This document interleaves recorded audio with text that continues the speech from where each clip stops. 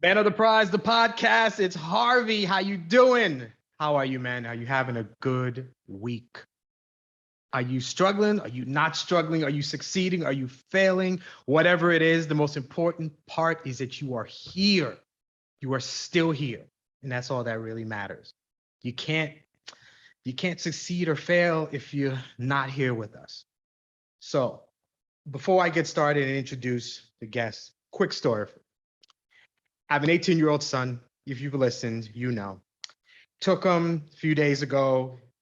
He got a job, had to fill out that paperwork, kind of get that stuff done. And for some, in this country, in the United States, when somebody hits 18, we treat they're an adult. They can do everything.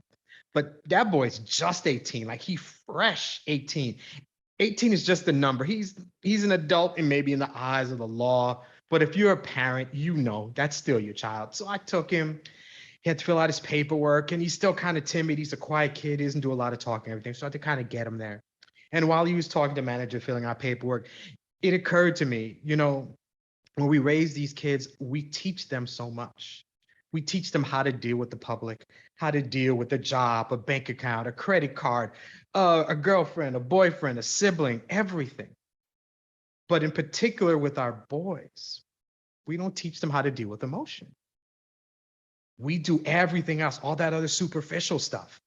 But we don't teach we don't teach our boys how to deal with the disappointment. I could take him to that job and get him going, but did I talk to him when he was 15 or 16 and that girl he wanted to talk to wouldn't give him the time of day?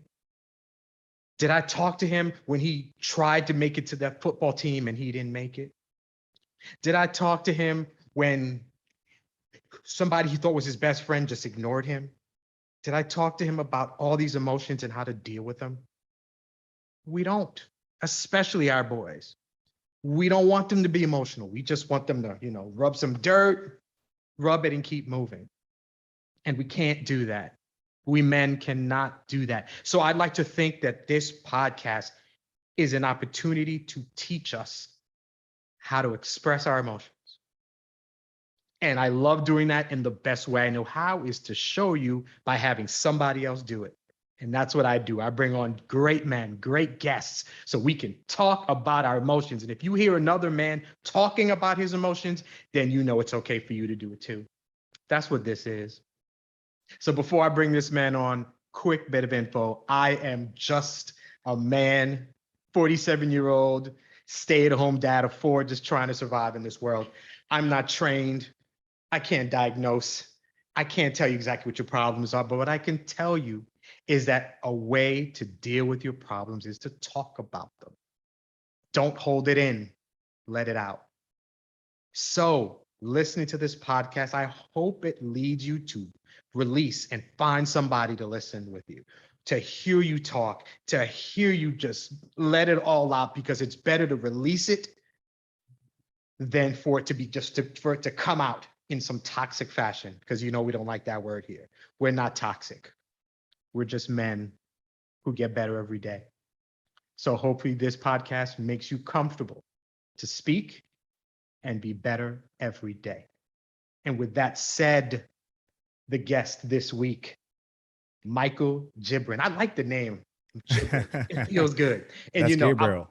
Gabriel? Okay. Yeah. All right. Oh, okay. Oh, that's what it means. It means Gabriel? That's Is what that it what it means. Yeah. Yeah. What? Okay. So, look, the man comes with power already. I see you. I see you. The bio is quick and it's simple. Actor, filmmaker, podcaster.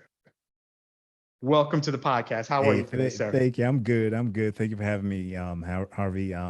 So glad to be here today. Yeah. Excellent. I'm glad to have you. I'm glad. I love it when I love having men talk in particular, because it doesn't happen as much. I love when I get black men on here to talk Yeah. because, Yeah. yeah. Go ahead, You brother. talked about your son, and it kind of, struck a nerve for me because you had asked me a question on, on the outline you gave me, and I lost my dad when I was 7, Oh, wow. and Okay. if you had asked me if I missed anything not having my dad before having kids, I'm like, I know my mom held it down, but man, after I started having kids, I was like, man, like I felt like there was this void. There was a lot I could have learned, from my dad, because just watching my kids now, my kids come to me for something my wife can't give them. Okay. Right. And I see it. And they go to her for something I can't give them. There's just too, there has to be that balance. And I grew up with my mom. And you talk about emotions and accountability, hard work. Like I was just free, So having kids now, So I mean, my son is like, well, he's like 7.5, but I know I'm gonna get to that point where he's 18 and he's walking Right. out of that door to go get a job. It's like, whoa. It's But yeah, interesting, and we'll talk about it now that I know about yeah. that. It's really interesting. I mentioned it in a previous recording that I did, is that if you really want to know who you are, watch your kids. Mm, If you want to know the kind of person you are, if you're kind, if you're nice, if you want to know who you are, watch how your kids deal with people, because mm, they're just copying you. yeah. Kids just know what to do because they saw mom and dad do it. They're a mirror into our souls. Like, you can just Yeah. look. If my kid is nice to somebody, it's because I am. And Mhm. I think it's so interesting. But we're gonna talk about dads. We're gonna get into Okay. that. So the bio you gave that I read was real quick, but let's just say I met you on the street and I wanted the 5-10 second bio separate from what I just read. Mhm. What would you tell me about you, like, real quick? Well, my name is Michael Jibrin. I'm a husband and a father of four, and I was born and raised in Nigeria. I moved here in 2012, September, 10 years in September this year. But yeah, it's hard for me to really give you a bio, but I guess as we talk, you get to know me even more Ye- better, okay. But yeah, I'm a father of four. I'm married. I've been married 10 years now. Yeah, but as we Okay. speak, yeah, you All right, we'll get into it. All right, fantastic. That works for me. Okay. So the name of this podcast is Men of the Prize. Prize is the word. I love that word because I always heard it in reference to women. And I like to think that we men are the prize also. So I took yeah. the word, stripped it down. I took four of the letters. I mean, we use the whole word, but four of the letters represent words that I think are good characteristics of men. Mm, And we're going to talk about it. So okay. the first letter in the word prize is P, in the first word is purpose. Purpose, reason for which something is done or created or for which something exists. So, Michael, what is your purpose? So before I answer that, I'll tell you, when I was growing up, I thought my purpose was something that I did.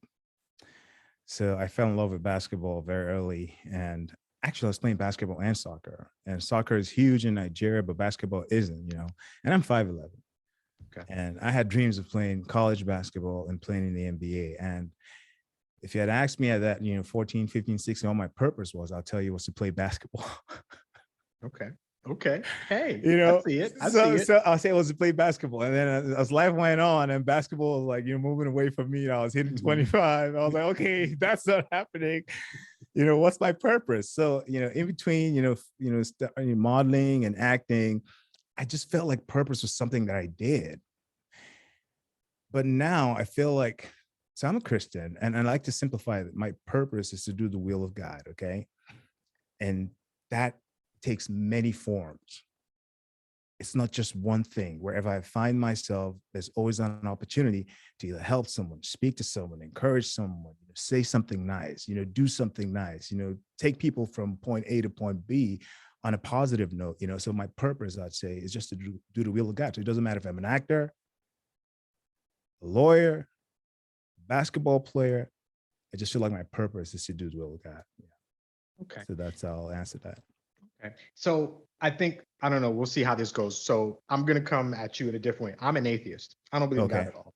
Oh, okay. So, and one thing I've always known, and I'm Haitian. I mean, I was born here. My parents from Haiti. So very Okay. religious, either Christian or Seventh-day Adventist. And Seventh-day Adventist is where my Haitian side of the family was. And the little bit that I remember is that I feel like religion is really based on faith. You don't really know a lot. You don't know the will of God. You don't know we're not strong enough, or we're not God, so we can't tell. So Mhm. when you say the will of God, you don't know exactly what it is. You just So know you're supposed to do something, right? it's not so. If I So I told you it takes many forms, right? And Mhm. I think what happens is people make God, they sell God as do good or you go to hell.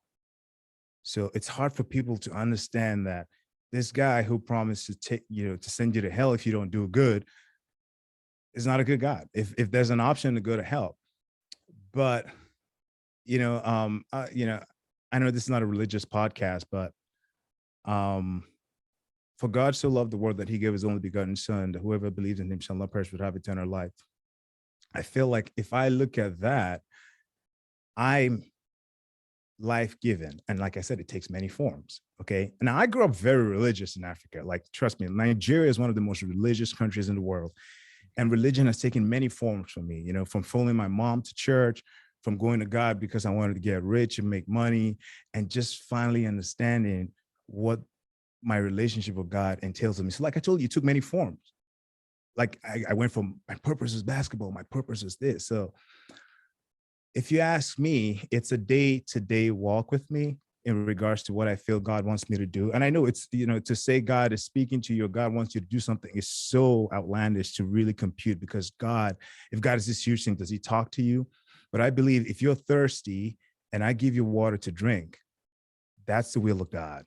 Let's start from that. I'm not here to tell you if you don't do this, you're doing that, or you should be doing this. I'm not trying to sell you something. Before I even say anything to you, it's like, hey, you're thirsty. Here's some water, and let's take it from there. You know what I'm saying? So I hope I'm answering the question, but No, there's no wrong answer, however you feel. And that's right. And I appreciate it.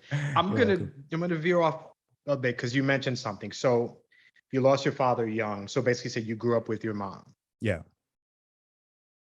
Can you think of how your mother raising you affected your masculinity? I think I didn't have anyone talk to me about emotion. And at some point I was a really angry kid. I will go from like 0 to 100 in like less than a second. And I felt that's how I attacked or did something, and I would just get angry. And there was when I played sports. Now I tell people I think I was raised by Michael Jordan, Allen Iverson, and all these people, because for me, sports was kind of like my dad, because I knew if I did drugs or I smoked and I did all these things, and I wouldn't make it to the NBA. So that kept me in check. So that at least I had some level of discipline when it came to sports and taking care of my body and exercising. So I wasn't just about town, trying to do drugs or do something ill in town. Right. So my mom, I learned accountability through sports. We're 4 boys. Okay. And when my dad passed, I was 7, my older brother was 8. Then I had a younger brother who was 4, and a 1-year-old. Wow. Okay. So I could see, like, as we grew older, like I used to tell people my mom, I give this analogy a lot, like my mom was feeding me with a spoon, right? And then it got to the point where she would cook the food, put the spoon down, and I have to pick it up. And it got to the point where she would just drop the food and I have to cook it and put it in the dish. And it got to the point where, like, I had to go look for the food. So she became hands off. So I had a lot of liberty. I didn't know how to process my emotion. Like I said, I would lash out. I would just get angry. I just feel like you're a man, so you got to tough it up. Mm-hmm. And I didn't even know I missed my dad. Like something was missing, I'll give you a story. I went to a friend's house one time. I think we're playing video games or something, and his dad got back from work. And he said, "Oh, sorry, we got to stop now because my dad, I have this math problem. My dad wants to show me how to solve." And then he went upstairs and I was left downstairs, and I went home crying that day because I never knew what it felt like for your dad to say, "This is how you bounce a ball." And so that one thing, I was like, if he can teach him math, what else can he teach him? So my mom didn't teach me how to process emotion. Accountability was lacking only in sports. There's a word, what's persistence? No, there's a word, to be persistent. That's not the word I'm looking for. I could just do stuff and not do it if I wanted to. Okay. I had no one to answer to as a part of my life. I had no one to answer to. And I can see it from my kids now. If I say, I want you guys to do this, everyone's going to do it. Mm-hmm. I didn't have that manly voice in the house to say, hey, you got to do this. This is your job. This is your chore. You got to do that. So I don't know if I'm answering that, but I think in a nutshell, it didn't teach me how to be a man. And then getting married is another level. I hear but yeah, you. okay. So I think I didn't know how to process my emotion. So I mean, we grow up and it's hard enough being a kid growing up, you when you hit middle school and high school, all these emotions, all this stuff going on, the social aspect, and you're supposed to learn. And you're in in a home, and maybe you have siblings. You have all this stuff going on, and you're a kid, and you don't really have control of anything. So, I mean, it's good to have somebody who can kind of guide you in that direction, because Yeah. I think we have this expectation of kids to kind of be perfect and don't get upset, don't respond badly in situations. Adults do it all the time, but Yeah. we Yeah. get mad at kids when we do it. And I'm guilty of it too. And I'm like, calm down. What are you crying about? And I'm like, that's a child. I have a 7-year-old daughter who takes the smallest things really hard. And she's still growing, but she's a human being who at Yeah. 7 doesn't know how to deal with losing in a video game when she's playing with her sister, and she My takes it son. hard. My son. It's so I'm like, what are you crying about? But then I have to be like, I was 7 and I wanted to win. I wanted to beat my sibling and I didn't do it. And the only way I know how to express how I feel about it is to cry Mhm. about it. That's it. That's the only emotion I really understand. Yeah. And with maturity, you get better. I think it's interesting how different parents affect us. So not Yeah. having a dad, did it make you stronger? Did it make you less emotional? Did it make you more emotional? I'm just trying to gauge, because it really Yeah. shows So, how your parent raised you. So so did it make me more? I don't know how do I answer this. So first of all, I'll tell you, my when I was growing up, I thought every man that I saw, especially in Nigeria and Africa, every dad had a job. Every dad would go out in the morning. Dads didn't play with kids. I didn't see dads, roughhousing with kids. I didn't see them at the parks. I didn't see dads changing diapers. I didn't see none of that. So I had this unconscious goal in my head, like when I become a man, I'll have all the answers and won't have any more problems, because every dad looked like they had it all figured out. They were paying school fees, paying rent. mhm. And I was like, oh, there's a destination to this father, becoming a dad thing. You're just going to have the answers.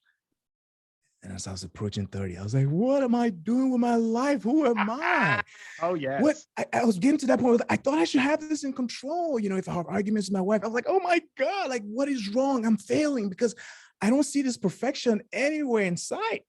And I Mhm. thought at this age, was a man who your father, when I had my daughters, like, you should have this in check. Like I didn't even know what that meant. And it's funny because you think emotion is a bad thing.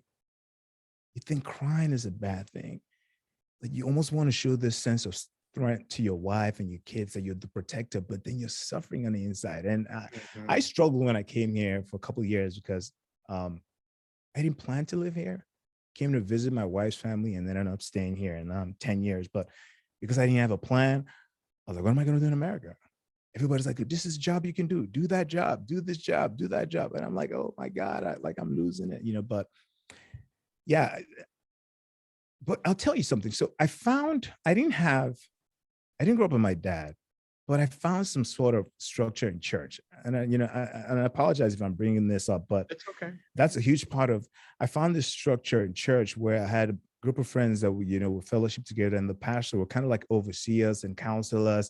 And I got a little bit of that, even though they had their own kids, but there was that I was accountable to them, like in terms of they want to know how my grades were going. Like, like I was like, well, do they really care? Because no one ever asked me like, how's school going? What are you set for school this year? Something like that. Yeah. I hear you. I hear Yeah. you. Yeah, I mean, we all have different lives, different situations growing up, and I'm Yeah. glad you had something. I think it's good. Yeah. We're gonna move on. The next Okay. letter in the word prize is R. The word is resilience. I love this one. The capacity to recover quickly from difficulties and toughness. And I think to a degree you've answered it, but we'll delve in a little bit here. Okay. Can you think of a particular situation where something happened to you and you discovered that you had resilience that you didn't know you had? Yeah. I'll give you a perfect story.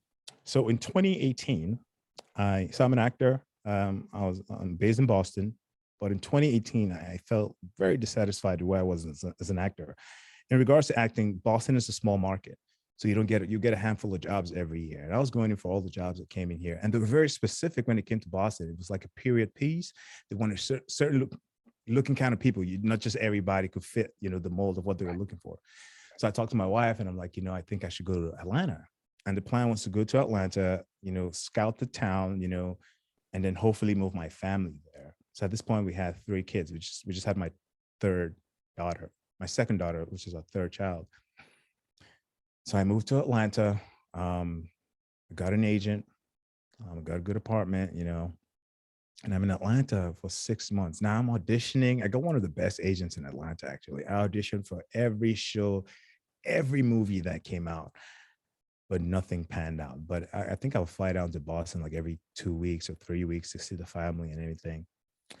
So we're approaching December of 2018, and my lease is about to be over. So I'm looking for an apartment in Atlanta because I had this feeling like if I come to Boston and I don't renew my lease, it's gonna be tough for me to make that move back again.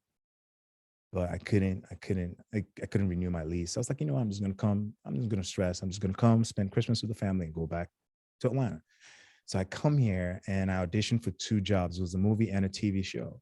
The movie was Free Guy with Ryan Reynolds, and the TV show was Defending Jacob, starring Chris Evans. So I booked those 2 jobs. Nice. And I'm like, yo, man, like, this is like the perfect situation. So I'm home for Christmas and I have these 2 gigs lined up. On my birthday, April the 19th of 2019, I wake up at 5 in the morning. And this night is crazy because honestly, I remember everything that happened. I remember I wanted to go play basketball at 6 in the morning. And I said, you know what, if I don't get my sneakers out and my bag out, I wouldn't go. So I bring out my shoes, put everything out in the living room so I can just get up and go. I drove to the gym at 5:30 in the morning. There was no one there. I was like, I'll just give it 10 minutes. If no one shows up, I'll leave. And, a few guys started to come in and whatnot. So 5 minutes into the game, all I remember was making a pass and I was cutting to get open. I hear boom. I ruptured my Achilles tendon. Oh. I just went boom. I knew, listen, I just knew what, because I just went down. And I was like, damn, I have work. People were like, dude, you just ruptured your Achilles tendon. And like, you're thinking about work, but they didn't understand, man. Like you finally, the funny thing is, oh my God, the day before the costume designer had called me and said, Michael, we just ordered a special costume for you from the UK and we can't wait for you to come try it on for this movie. And I ruptured my Achilles a week before I was going to film. Oh, wow. So I think an ambulance came, picked me up. And I think that was the lowest point in my life in a while that I remember. So I lost that job with Ryan Reynolds because I had surgery. I remember my surgeon wasn't going to put me in a cast. He had said, I told him, can I still go to work? Like I have this thing I'm filming. And he just said, man, this guy's just, I woke up with a cast on my leg. Clear that up for you real quick. There you go. Yeah, it's like, oh, this guy is, I mean, I don't want him running like the week after. Yeah. So now I can't drive. I can't walk. I'm a couch potato. Mm-hmm. Yeah, that's the word. Yeah, that's the term, right? Yep. Couch potato. And my kids are bouncing off the wall. My wife's stressed out. Like the house is like, dude, it was like fire in that house. Like I'm just, so she's taking care of the baby. She's taking care of me. Mm-hmm. Mm-hmm. So and one thing that experience taught me was no one stops but you. The world kept moving. Oh, yeah. And I realized, I said, Michael, are you going to stay here for the next 9 months to a year? Or are you going to do something about this? And that's when I started my podcast. So I said, if I can't drive, I can talk. So what I did, first thing that happened to me was my wife went out one day with all the kids.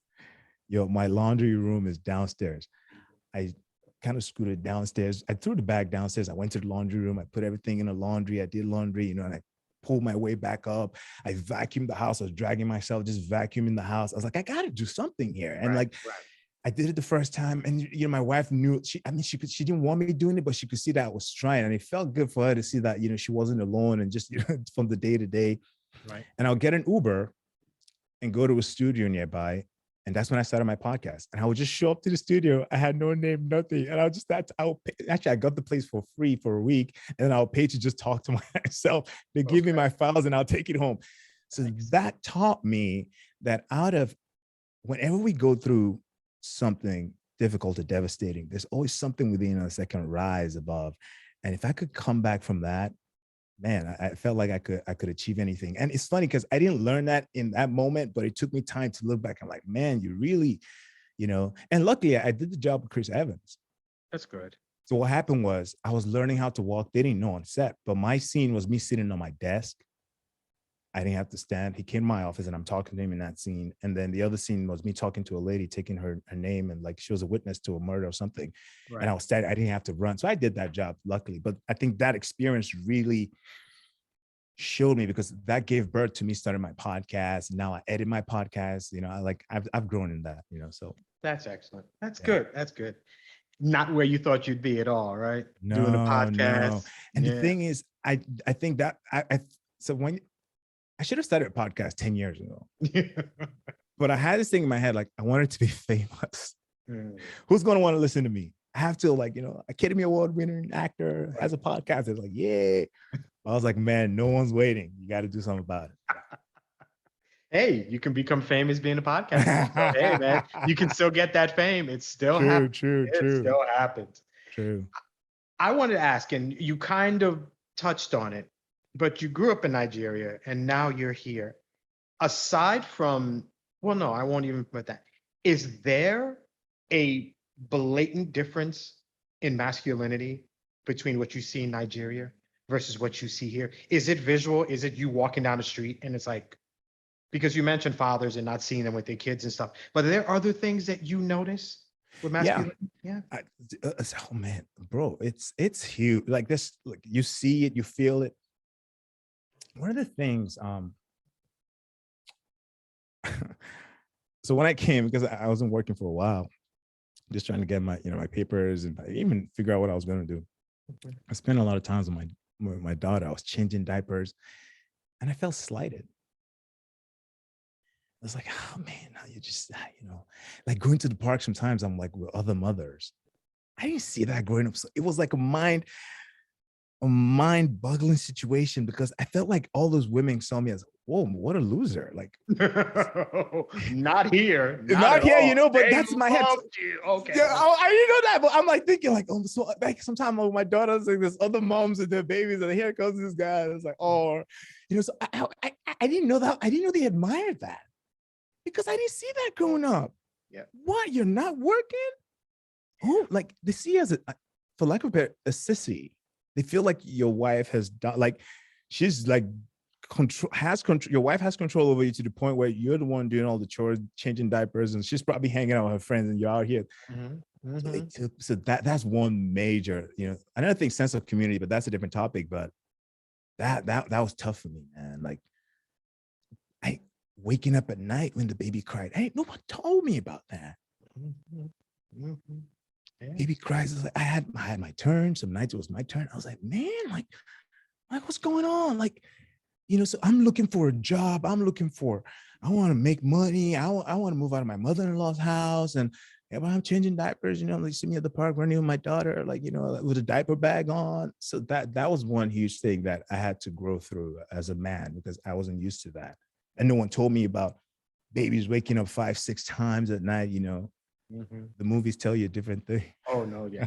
And I mean, I'm not a woman, so I'm not going to speak for them, but it's pretty apparent to me that you were never as attractive as you were in your life.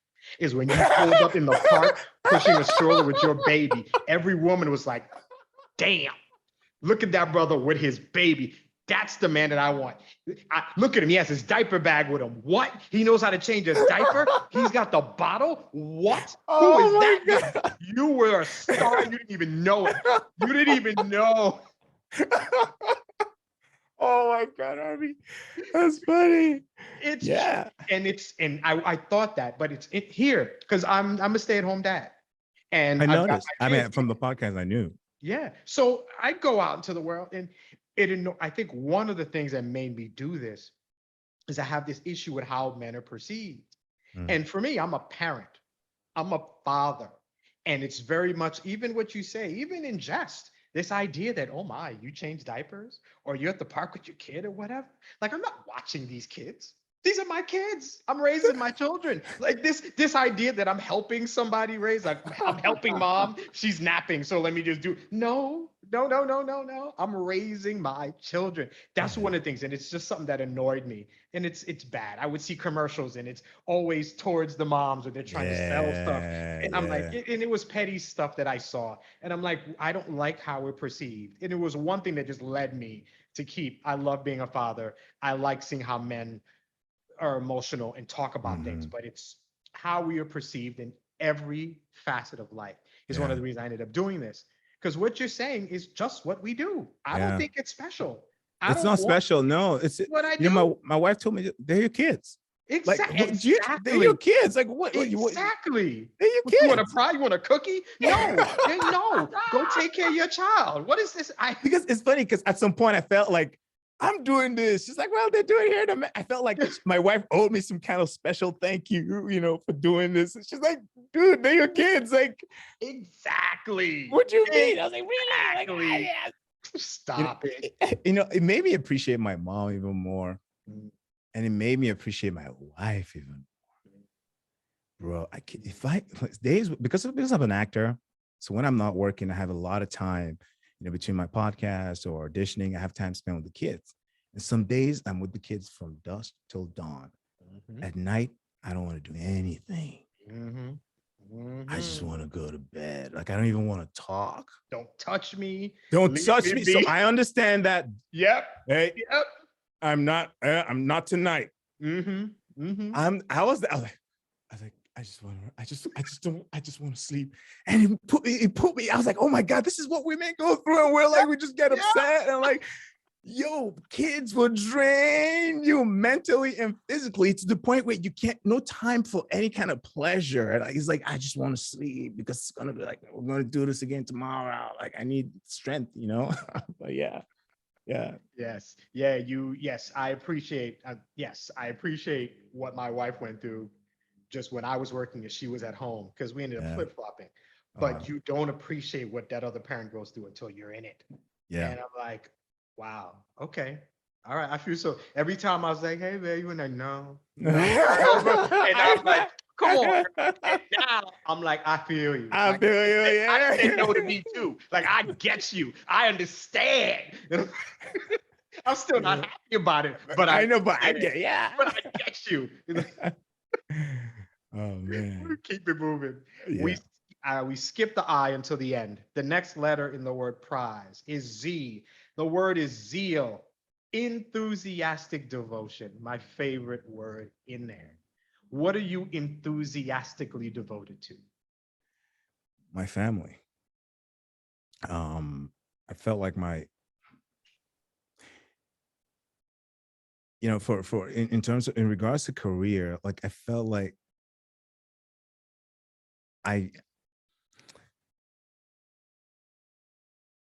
I didn't know what I had.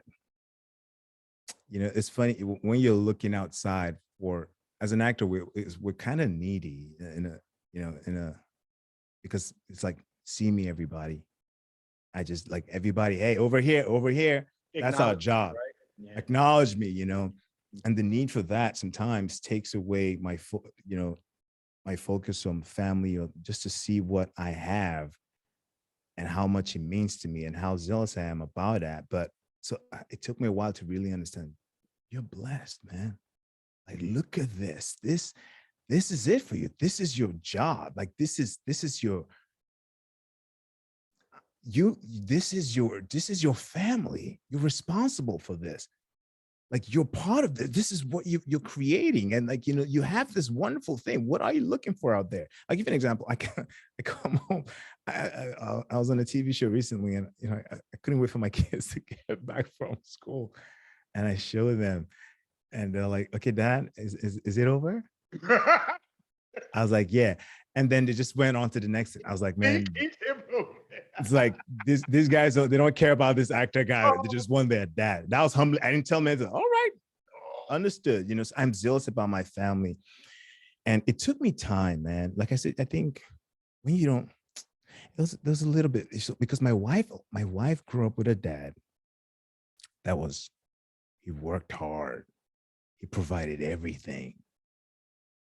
Like they didn't lack anything. So her picture of a perfect family was a dad that was providing and mom, like, but I wasn't capable of doing that for some years here.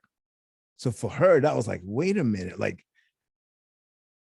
her world, both our worlds are like being like, hey, being shaken in a way. And I think for me to be honest, at some point, I felt like if I wasn't bringing money, then I was worthless as a father or a husband. And that messed in my head a lot. But now that that is out of the way, I understand I have a different calling towards my family. And that zeal is what, it doesn't matter if I bring $1,000 or $500, as long as I was present and devoted to my wife and my kids. I think that was key. That's But good. that is key. That is good. That's important. I Yeah. like the idea of a present parent. There's being there and there's being present. I Yeah. grew up in a house where my parents were divorced, but from 10 on, where my dad was there, but he wasn't present. Mm. And there's a distinct difference Yep. between being in the house and being in their lives, Yep. being with them. And that's kind of Yep. one of the things I wanted to do. Yeah. But you mentioned that. You mentioned your wife. Now, I asked you about your mother and how masculinity, how that was affected. So now you've got your wife Hmm. who has a certain idea of masculinity coming into this relationship. Yeah. And for you, you're like, oh, I know what she expects. I can't give it to her. How did you handle that? Because now you've got this picture of masculinity that you put a ring on. Oof. And now how did you deal with it? What did you do? So my wife's Italian American, and her dad grew up in Italy on a farm. Okay. They milked their cows, they made their cheese, Oh, so they really they were. farmed. So he at 6 he was on the farm working, and then he brought that work ethic to America, and like he was doing construction, like so my wife had this idea, like, yo, you gotta, it doesn't matter, just go out there and farm and bring stuff, Do you can something. Yeah. do something. Yeah. And I never, my mom, I didn't even know what that felt like. Because there was no man in my life providing for anything. You know what I'm saying? Like, so there's really, I didn't learn. And in Nigeria, you talked about your son starting in Nigeria. You can't work at 18. Like, labor is so cheap. You can't make money off of just doing like, if you're not working at a hospital, or a lawyer, or an engineer, you really can't make money. Like, Oh, wow. we don't paint our houses, fix our cars, or do our lawns. We pay people to do it because it's so cheap. So I can't walk out of sales. Like, if my friends came in and saw me working at a grocery store, they'd be like, yo, he needs help, man. Like, what can we do for you? That's how those kind of jobs. Then I've painted houses here. I've done all sorts of jobs, but if I was doing that in Nigeria, it's like it's seen as, it's like a disrespectful thing for you to do. Like, you really like at the bottom of the chain if you're doing those kind of jobs. So when my wife had this, because she had these expectations, I couldn't match that because I didn't even know what it felt like because I didn't plan to come here.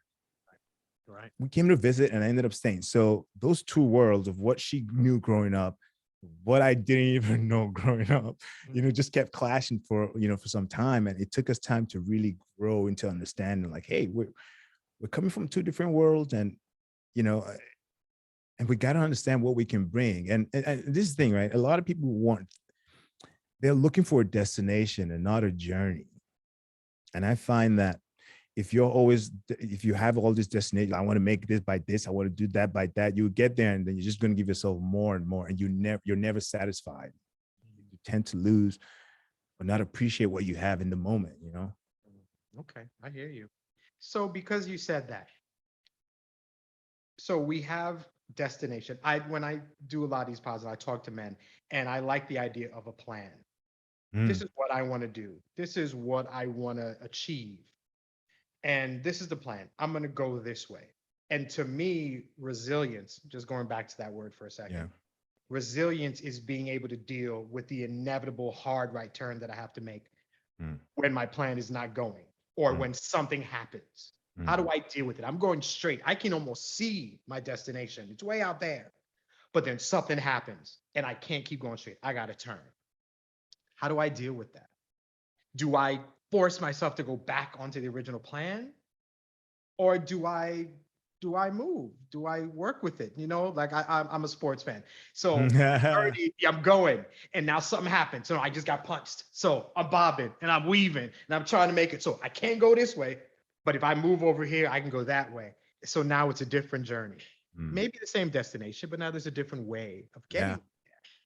And how do you deal with it when life doesn't go exactly the way you want? What do you do? Can you handle that? Mm, And it makes it difficult. So I feel like for you had a lot. You came here, you're visiting, all of a sudden you're living here.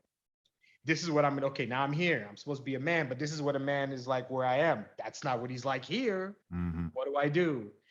This woman expects me to be this kind of man. I don't know about all that. What am I going to do? All these things are just thrown at you. What do you do? Do you give up or do you do what we men are supposed to do? Mhm, Rub some dirt on it and let's go. mhm. I got to figure it out. Yeah, you know what I learned also, conflict is not always a bad thing because it pushes us to think deeper. Now, when I told my wife I want to be an actor in America, it wasn't celebrated like, yeah, let's go do it. It's not linear. I can't plan to become an actor. I can't tell you I'm going to make XYZ money by December. I can't plan a vacation. Like, oh, I'm going to, like, right now, like, my agents can call me and say, hey, you need to be in LA tomorrow morning. I'm gone, you know? So because I was working at a Best Buy as a sales consultant, but I wasn't happy. I was dragging. I enjoy talking to people. I enjoy sales. Like I did my job. Like, but I was like, man, this is like, I mean, at some point I told my wife I wanted to go back to Nigeria. Yeah, I was contemplating going back. I'm glad I didn't because now I'm a different person. So it was a struggle for my wife to really, because that meant there was going to be some financial issues, right? So like I was getting like, every 2 weeks or a week and a half, I would get a check, but that wasn't going to go. Actually quit my job. Now, I think my wife, without even knowing, was trying to see how far does he want to take this? Is this just all talk? Is this just like an escape? So I decided, I started getting some, little commercial gigs here and acting gigs here and there around the city. And then I actually had to go back to school to like, I joined the studio to learn how to act. So I studied Meisner as an acting technique and all that. I remember I studied for 3 years. So by the second year, I told my wife, hey, honey, I think I'm going to quit because we can't afford this anymore. And she's like, no, you're not. We're going to do whatever it takes to make sure you finish because I see you're a different person now. So if I had listened to that conflict and done something she thought was good, just because of, like I don't know what bro, I'd probably be changing jobs. I probably would have done like 10 other jobs by this point in my life. But she saw that, wait, this thing makes this man happy. And I'm telling you, without my wife, I wouldn't be doing this, man, with 4 kids. Yeah. That's good. It's so nice to have somebody who's got your back, man. Yeah. Yeah. Even when you don't know somebody needs to have it. It's Mm, so good to have somebody mhm. pushing you in a positive manner, who Yeah. knows you, who knows how to push you, how to Yeah. motivate you, and Yeah. how to be there when you're at your lowest. Yeah. And a lot of men don't have that. So, No, man. I well, noticed a lot of men don't have that. I mean, oh man. Yeah. I was talking to a young, like a 26-year-old. I filmed something on Sunday and I finished film like 7:30. I didn't get home to like 11:30 because I was talking to this young man, 26-year-old. And I got him to my wife. I was like, you know what? He needs a mentor. He needs a big brother. He needs someone to, and all I did was listen to him. A lot of men don't have that. that's, that's he just literally, he didn't he just kept going. He was just telling me more and telling me more. At some point I was like, you got to be here, there's no going home tonight until you listen. And it just hit me. And so you're right, people need. And it's funny, I see him differently than he sees himself.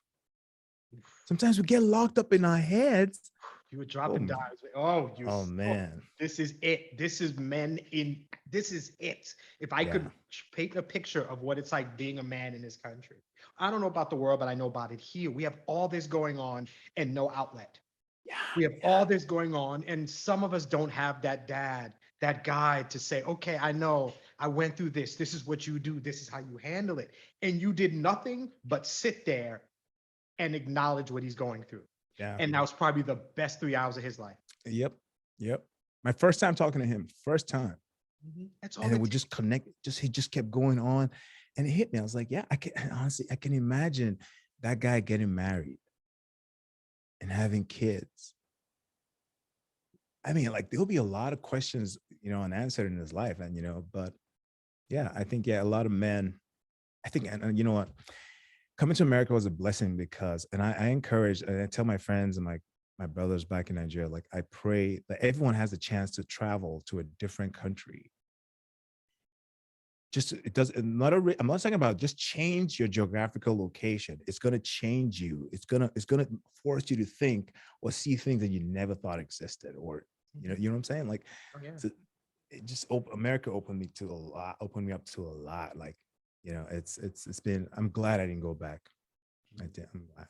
It's always good to see different culture, to see how different parts of the world, how they deal with their men, their women, their Hmm. families, their environment, all that. So yeah, you've had a unique experience to kind of see one thing and then get to live it in a different way. Yeah, You really pick up both sides of it, yeah. which is an amazing experience. So I applaud you again for that. Thank you, Harvey. The last letter in the word prize is E. The word is expectation, a Mm. strong belief that something will happen or be the case in the future. So here's how I'm going to ask you about expectation. You're acting, you're a dad, you're a husband, you're all these things. You've got a lot. You've got your podcast. What do you expect for yourself in a year? What is going to be happening? Are you going to be in the same place? What are you going to be doing a year from now? What do you expect? Sorry, can you repeat that question? I lost you for a We might quick have minute. lost each other. What do you expect from yourself a year from now? Harvey, that's a tough question. And I'll tell you why. In 2009, if you had asked me, where do you see yourself in a year? I'll tell you, I'm married to a Nigerian. Get a few gigs as an actor in Nigeria. Have kids, make money. But here I am.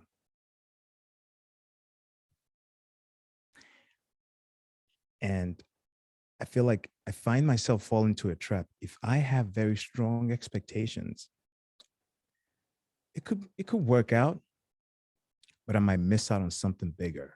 I see you. So I'm going day to day. I see you. I'm going, bro. If you had, like I said, 2009, Michael, what's your 5-year, 1-year plan? The funny thing is, the girl I wanted to, I was liking this girl, this Nigerian girl, right? She loved that I played basketball as an actor. She's like, yo, I think like a lot of Nigerian girls don't even appreciate, I shouldn't say that. It's you're not take home to daddy kind of guy. What, you're an actor, a struggling actor. You're playing basketball. Nigeria has no league. Like, what do you mean you're playing basketball? But I met this girl who she was crazy about me playing sports and acting and modeling, and like we were getting close, really close. And I was like, this is it. She's the one. Then I remember she'd tell me, oh, there's this church I want you to go to. I'm like, I'm not going to your church. I'm done. I don't, my mom took us to a lot of churches. So I'm not really excited about going to different churches and all that. So I'm not going. But long story short, she took me to the church where I met my wife. Wow. So in terms of expectations, bro, like I met, what's his name? Jack I call him Jack, Leonardo DiCaprio and Jennifer Lawrence last year. Talk about expectations. Okay. I met, I work with Jack Black. Okay. I work with Captain America. Like that's how I see it. Like talk about expectations. Right. Bro, these are guys that I saw on TV, watched on TV growing up as a kid in America. And like, you know what? America was like a movie in itself. I grew up listening to hip hop and R&B. Like Africa or Nigeria specifically is so influenced by the American culture. So these guys are people we see but can't touch. Right. So it's hard for me to have. I look at my kids and I was like, how could I have expected these beautiful human beings? So it's a tough question for me to answer. And whenever I have that strong expectations, I sell myself short, because when you see something, you think of what you can to achieve those things. And if your capacity, you think, can achieve those huge things, then you dumb it down. So even when there's an opportunity to achieve something greater, You look like, what's in my pocket? $5. That's 50. I'm not going there. So you sell yourself short. So expectations, like with time, I've learned to just take it moment by moment. To answer your question, I just took this. I like, no, I like your answer. I ask, that's one of the questions I ask everyone, and I like the different answers. Hearing you, for me, I feel like, for me, expectation for me now, just because of what you said, I think I'm just gonna, I don't know if I'm broadening it or I'm general. I'm expecting to be happy in 5 years. Mm, And I don't know what's gonna make me happy in 5 years, but in 5 years, I want to be happy. And maybe it's this job, or maybe this podcast explodes, or maybe I do something on TV. I don't know what's gonna make me happy, but I expect to feel good in 5 years. And if you go that way, then who knows what's going to make you happy, or who's going to make you happy, or how you're going to be happy. So maybe that's the way to go. I like that. I like, I think you took it, you came from a different angle. And I like, it's like, what else would you want to expect but to be happy? Right. No matter what comes, I am going to be happy. Mm-hmm. And that's faith. And I like that. I like that. That's a good way to look at it. Because I'm thinking about it, and I ask people this, and I want to do this job, and I want to do this, and I want to succeed in this business. And I never really, and now I think I've got a follow-up question for future. But in 5 years, I'm going to have this business. Okay, is that going to make you happy? Or is that what you expect to do? And I say expectation, it's kind of my fault. That's what I bring up. But is this what you really want to do? Or are you expected by society, by family, by spouse to be doing this in 5 years? So I'm the president of this company, but I hate this business. So does that make you happy? And I feel like that's the thing, especially when you have kids. The last thing I want to do is put up this picture of this working dad who hates life. I don't want my kids that way. My kid could be a struggling sculptor who is happy with what he's doing. And I'd rather him be happy than rich and upset. Wow. You just hit something real hard because. And I'm like, you know what? I'm not this smart. I'm just listening to you. And I'm just like talking to men, this stuff comes out. This is it. I'm that 26-year-old you were talking to. And I'm just spitting what comes out because we're having a conversation. Wow. If I'm happy in 5 years, does it really matter what I'm doing? Ooh. So I like expectation. The last letter in the word prize, and it's not the last one, but it's the middle one. It is I. I don't find a word for I because I represents the man. We talked about purpose, resilience, zeal, expectation. I, to me, is the culmination of when all four of those words put together a good guy.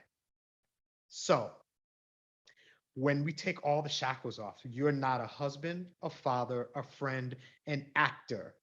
You're not an employee. You're not anything. You are just Michael at your core, your base. It's just you. Who are you?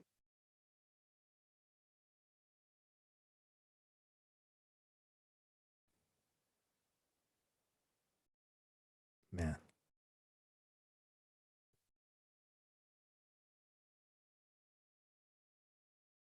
Man.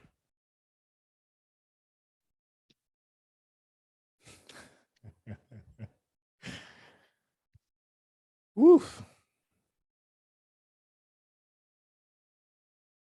I just don't want. I don't want to give a smart answer.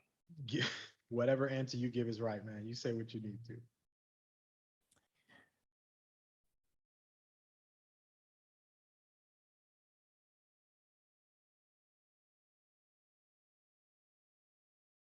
Wow. Do you know yet? I think that's. I don't know. I think you've given me something to think about. There's a lot to it. One thing I find interesting is that as men, we don't spend a lot of time thinking about ourselves. Wow. So to ask a question like that, to actually force you to stop thinking about everybody else, which is the complete antithesis of what we do. We're supposed to think about everybody else. When I'm like, forget them, and not in a negative way, but in a good selfish way. when I make you think about you, if you really don't have an answer yet, and I'm there with you at times, I feel like there's a whole different journey. Because to be that man, that husband, that father you want to be, I like to use the analogy of before I can help whoever's next to me on the plane when we're crashing, I need to pull that mask down first before I can help you. So if you're not sure of you yet, are you really helping them? Because you're not giving the best help you could because you haven't taken care of yourself yet.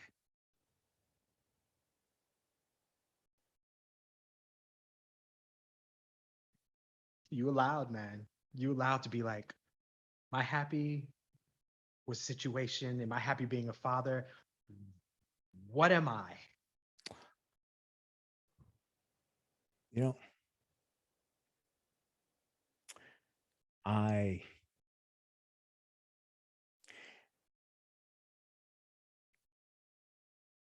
I'll think about it. Think I about it. don't, That's cool. You don't have to that's answer. But the fact that you don't, and a lot of people have a ready set answer no, because they listen. but actually should what if I ask you, look, say, because I'm trying, it's such a loaded question because everything we've talked about until now has to do with what we're doing for this, what we do for work, what we do for that, where we're going, where we live, taking care of our kids, understanding life, and but I think you brought it back home, and it's a tough one in a good way because if you take away all those things, what is your core? Um, I think I have an idea, but I'll think about. I think it's you forced me to. Right, I just have yeah. Who am I? Hey man, I'm glad. It's a inner conversation we should all have, Yeah, especially us men. What yeah. are we? Who are we? So I'm glad that's something that can, if we got nothing else from this, it's a discussion. It's yeah, man. You set me up. That's the plan. All right. So thank you for answering the questions in the prize mantra. I have a few more questions I'm gonna throw at you. Okay. What do you do when life is piling up on you? Life is tough. I'm a dad, I'm an actor, I'm doing all this stuff, and I've got all this pressure. And sometimes it feels like it's more than I can bear. What do you do to self-soothe?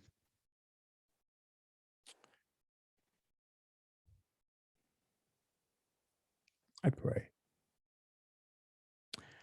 because I believe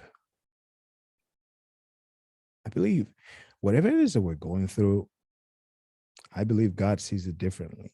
And many times when I'm off course, worrying about stuff, I have to lean into that understanding that I can't know everything, I can't solve everything, and He's here with me. So finding peace in that helps me go through, you know, through tough times. Yeah, that's what I do, man. Like my quiet time, just me alone. That's good. Good. Doing talking to a lot of men, and I've had the pleasure of doing it. And just in the question we just had before, kind of asking a man to think about himself in the most singular of terms, not attached to anything else. And one thing we don't realize is that we need to take care of ourselves sometimes. So that's where that question came from. What do you do? Because when we do with men, this idea, life is hard, and what we do, we just lash out. So we yell, we're angry, we do all this stuff. And to me, and I, like I said, no expert, but it always feels like those responses come from just this ball of emotion that just grows because I haven't had anywhere else to express it.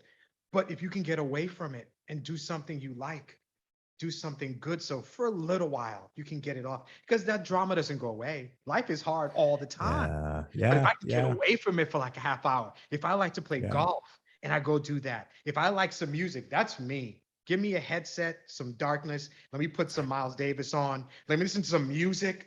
And the world sucks, but for an hour, I don't hear it. I'm just listening to music. What do you do for you so that you can maintain, sustain yourself? So that's why I asked that question because a lot of men don't even think about that. I don't know. What do I do to take care of myself? I don't take care of myself. I never Okay, thought about I think you put. I think I understand the question even better now. Um, wow. Okay. Wow, Harvey.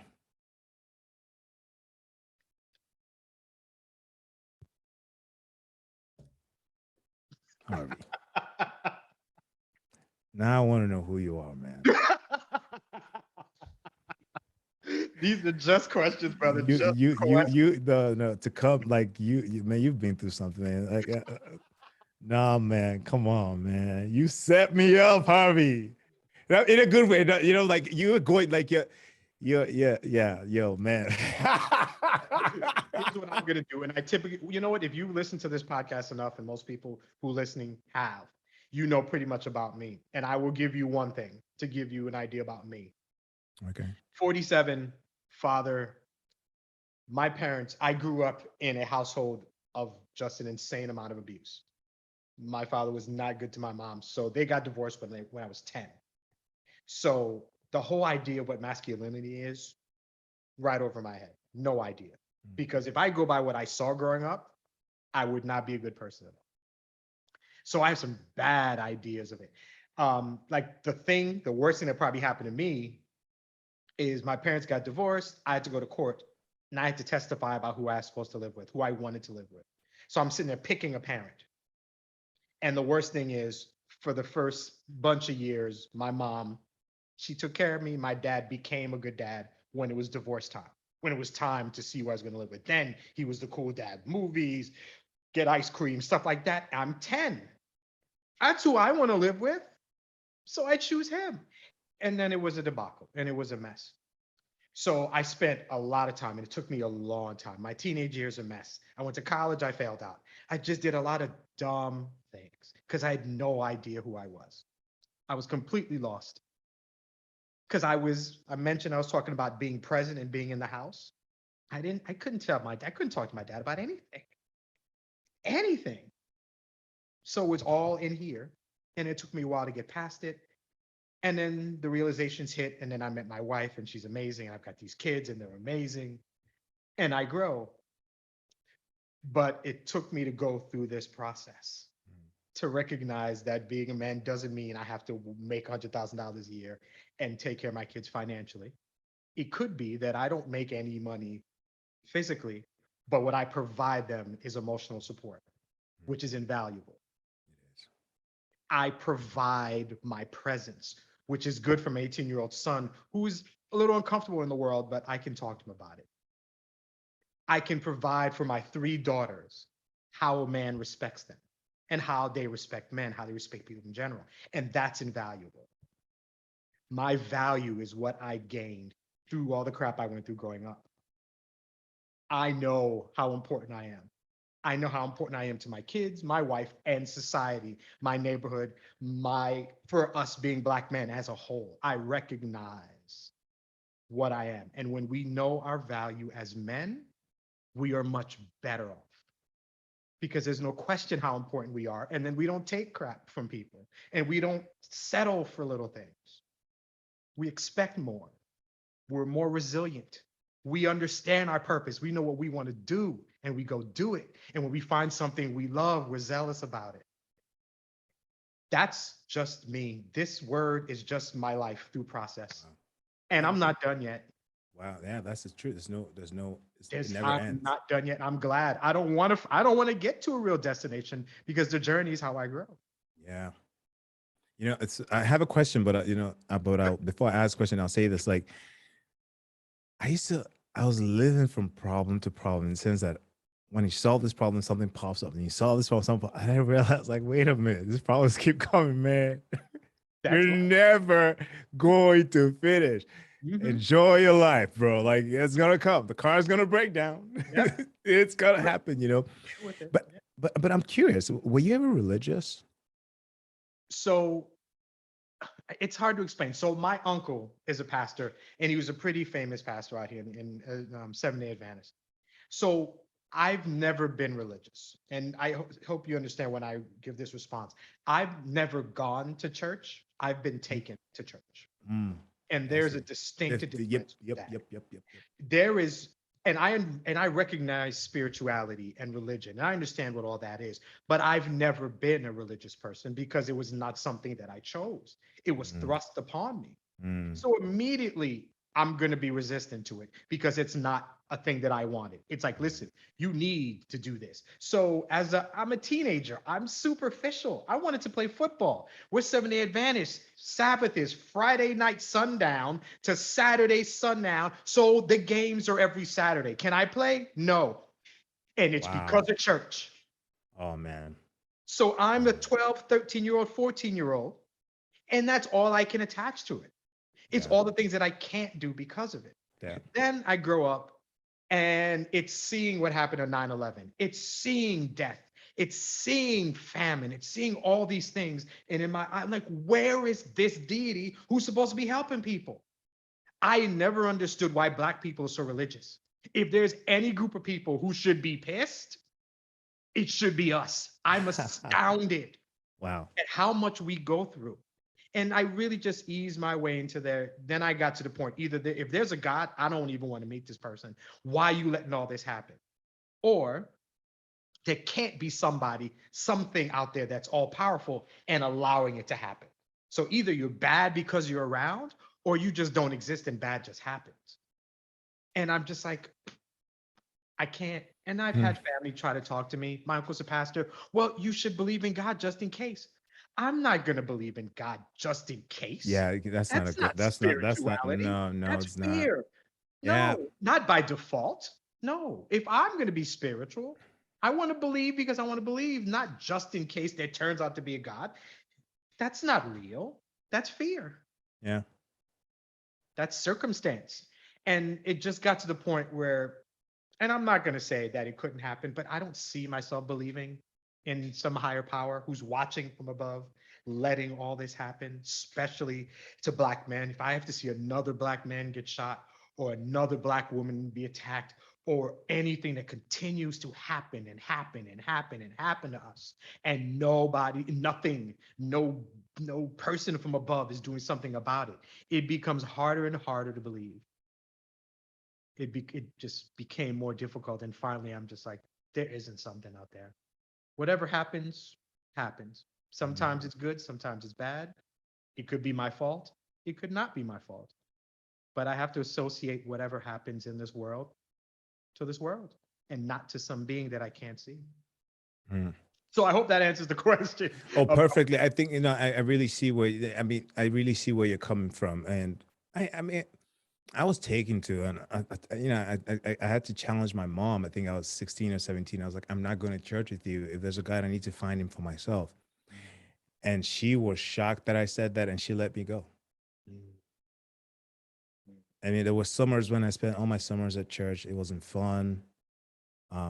Other people were traveling. We had to go to from choir practice to dance. Like it was just church. And I got to a point. I was like, Mom, like I said something earlier. Like I have gone to all sorts of churches with my mom, right. because she was like looking for help Mhm. in terms of like she was looking for this. I was just going from play. I mean, it was. So I had to go look for God myself.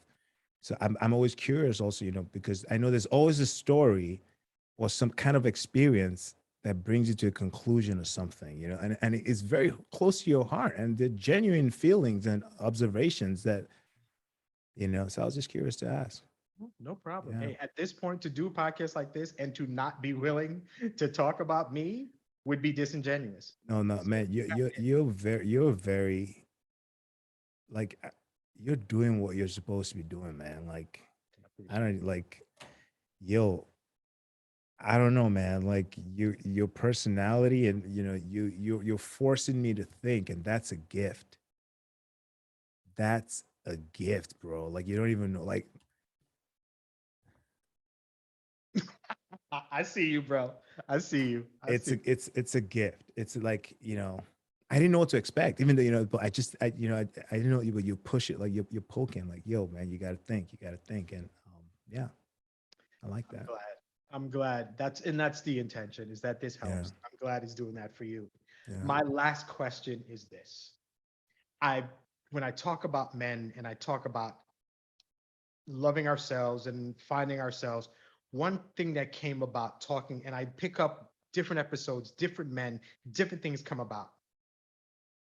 Have you, and I'm gonna have to expand this, have Okay. you ever had somebody, and by the way, you can't use your parents, you got Mm, to put family aside for this one. mhm. Have you been loved by someone 100%? And what I mean is that somebody who doesn't just love the superficial, just the picture that you show, the good looking actor, the smooth talking brother, the good looking dude. I mean, somebody who's loved you from the actor, from the bad stuff that you've done that you told them about, all the stuff that you've gone through, your struggles, your ups, your downs, somebody who loves you and knows everything about you.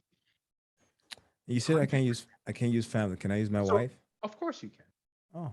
because parents do that. That's automatic. That's what we're supposed to do. But even there are men who are married who don't So have haven't been loved like that.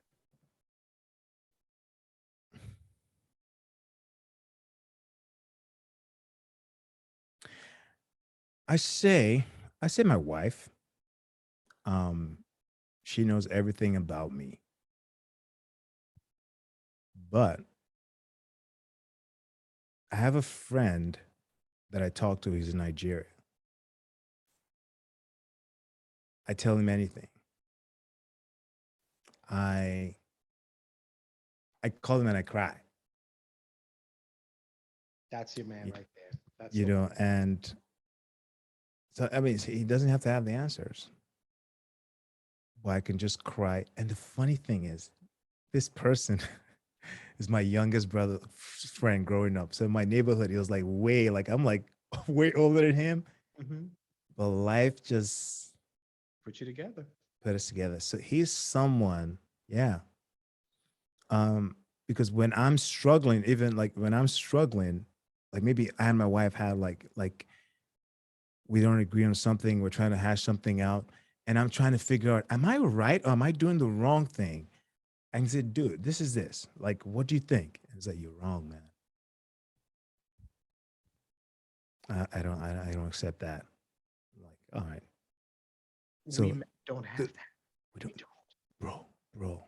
Even my wife says, he's your person. She knows. Like, and we might not talk every day, but when we talk, Mhm. we Mm. talk. Oh, And, you know, I didn't know I was black till I came to America. And that was the realization of because I saw I loved it. I loved everything about America. And like when you're not in the country from afar, you just, you know, um, a lot of black men don't have that.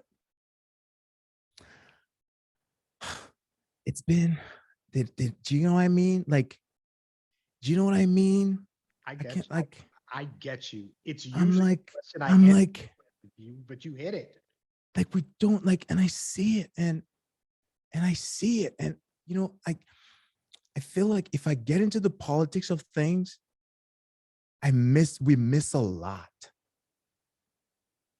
But I see it. And I've heard people talk about certain things. I'm like, how many friends do you have that are black? Mm. And they're like, so you don't know. You don't, you're going on YouTube Mhm. to your Yeah. favorite podcaster who's telling you all these things, everybody, and like there's a war going on, there's camps of, and I'm like, man, like where is that? Where is that sense of community? Where can a black man go and cry and not be judged by that? Where can he see that his self-worth is not as an as aggression or how much he possesses or so that vulnerability again for two men to come and cry and hug and talk about their failures or weaknesses and strengths. It's Mhm. so when you ask that question, I knew where you were going with that. And it was the superficialness of like, yeah, my wife, I tell her everything. I know she knows everything, but there are times I'm like, I need help. I need someone to like really help me flush things out. Like what is so yeah, to answer your question. You But did. yeah, man. So yeah, that this bro. Yeah. I asked this question because so far most of the men I've asked have it, but there's a good amount who don't. And the key to what you were saying is that you could talk to this man, tell him what's going on, and a real friend would be like, no, that is dead wrong. What are you doing? Yeah. And there's nothing wrong with that. We need that. I don't Yeah. want a yes man. A Yep. real friend is going to be like, what are you doing? Listen to your wife. Or sometimes, oh, she's not right. You good. Yeah. But It's that same. Yeah. person, and that person, you will respect what they have to say. Sometimes Yep. you good, sometimes you not. We don't all have that person. Yeah.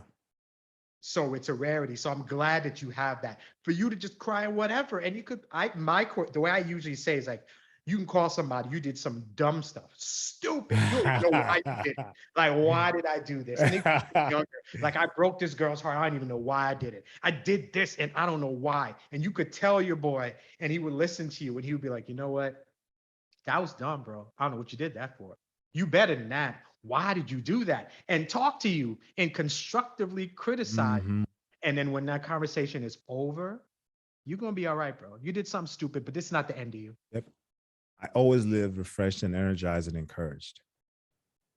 I always like, yeah, like, yeah. Refresh, I think courage. I he's. feel like I think I like to say he's a gift because, and it's funny. I don't talk to my biological brothers like that. And like this guy is way younger. Like he's like my youngest brother's friend. Like they used to come to the neighborhood when we're growing up as kids. I just see them play soccer. And they're like, hey, what's up? Like, and I walk away. And somehow we're like, really close. Yeah. you never know, man. You never know Yeah. who your friend, but it's good to have them. It's Yeah. good. This has been an absolute pleasure. I'm so glad that I got to Harvey, talk to you. man. I've been waiting for this conversation. I love anytime I'm like, I got a brother on here. We get in. We're going in. We're gonna talk about some stuff. Yeah. And Yeah. as usual, you brothers come through. Yeah, man. Where can people find you? Where can they find the podcast, social media, whatever you do? Where are you? So I'm on Instagram as Michael underscore Jibrin. I'm at on YouTube as Michael underscore Road to the City. Michael Jibrin Road to the City on YouTube. And then my podcast is called Road to the City with Michael Jibrin. Okay. All right. I will put all of that in the episode notes. Yep. So everybody can find you. Yeah. Um, you made my evening. It's been an Yo, man, I'm absolute. so happy I didn't like when I got an email saying this event has been canceled. I'm like, no, I better go back I to didn't even respond. understand what that was. I'm sorry. just- I don't know. It wasn't me. I I was don't like, oh my cancel. God. I something about it. I was like, yo, I hope it doesn't like, so I send you a message because I've been like on the go this past week, man, like on the go. And I have this bad habit of looking at a message, responding in my head, And not sending it. and then I'm not good. sending it. It's like, oh, like, it's, oh yeah, that. So I'm glad this happened, bro. Like, honestly, like, man, this was a great conversation. You forced me to think, and I'm so happy I had this night with you, man. I appreciate it, man. Thank you. This was so good.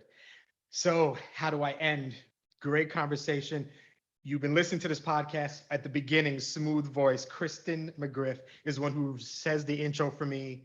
She has a great voice. I'm like, it's nothing better than a nice, smooth female voice to get you going and a nice, smooth female voice to end you. She'll be the one to end it. She's got a podcast called the Candid Shop Podcast. Give her a listen.